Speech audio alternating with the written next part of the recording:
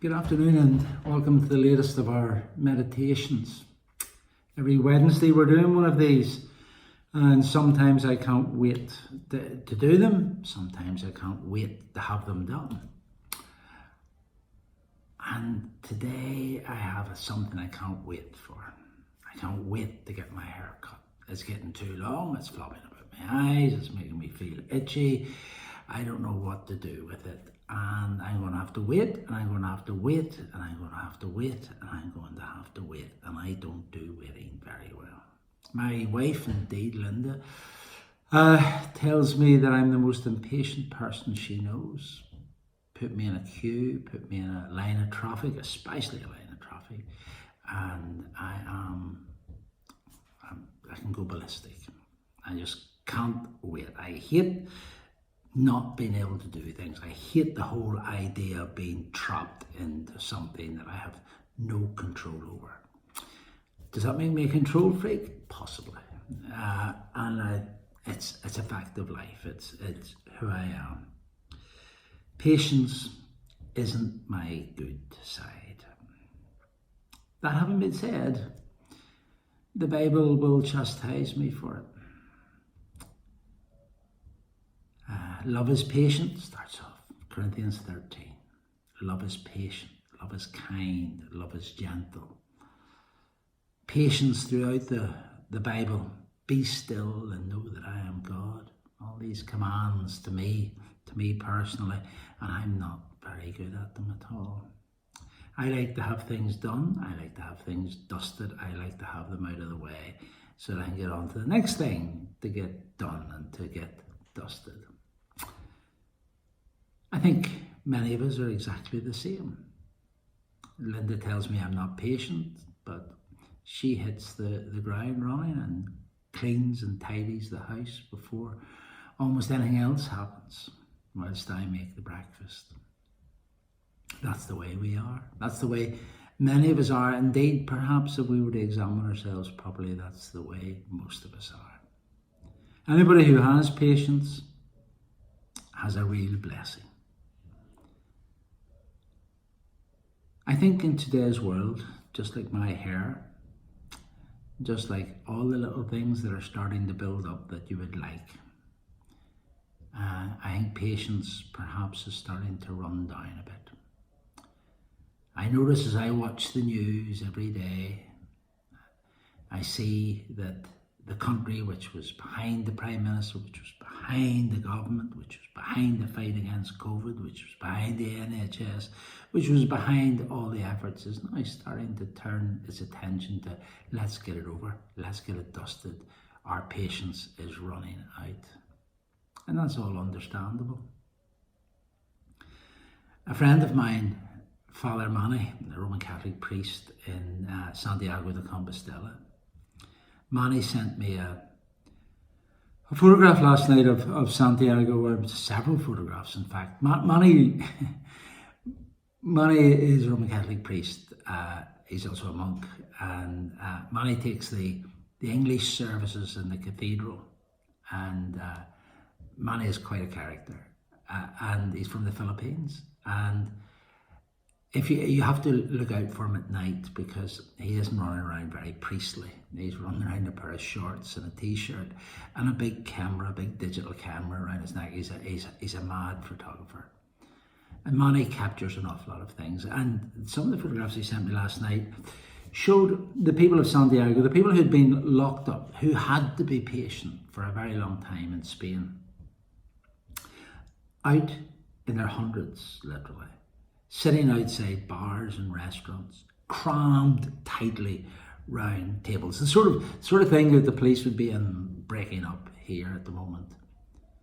But it shows that this lack of patience runs very deep in society, and all the fears that they had of contamination, all the weeks of lockup really count for nothing. They're like bulls being let out of a gate. They're very smart people, no doubt. It's a university city, and there are lots of great intellectuals in the city. But still, they wanted to get back to what they knew, the life they normally lead.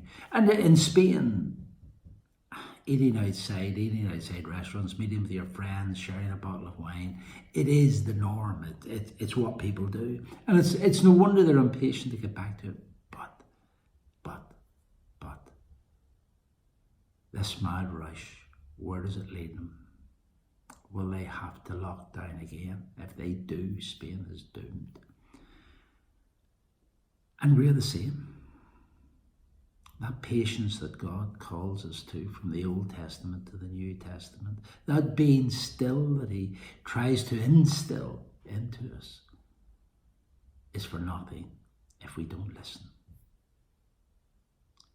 Sometimes being still is wonderful. If you've been busy, it's just wonderful to sit down. And I have this wonderful music machine, and it's linked to Alexa,